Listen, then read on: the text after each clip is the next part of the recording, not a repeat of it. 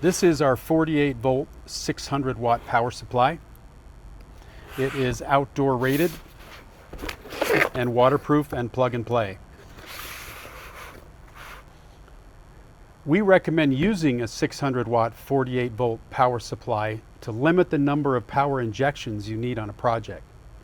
This particular one, it's plug and play, no need for a fan, and can be placed indoors or out. We've also had it custom wired specifically for our system. You can run up to 200 lights on a single power source, including linking cables, dry runs, and splits. Installation is easier when you've got a strong power source. Our power supply is outdoor rated, so it can be installed in any environment. Let's take a look at the different inputs and outputs on our power supply.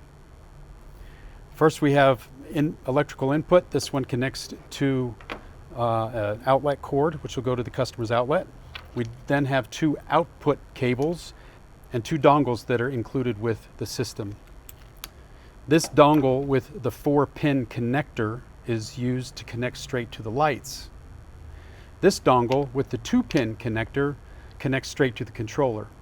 If you've got a job where power is not available on the side of the project, on the right side of the project with the controller, then you will put the power on the left side, assuming there's power there.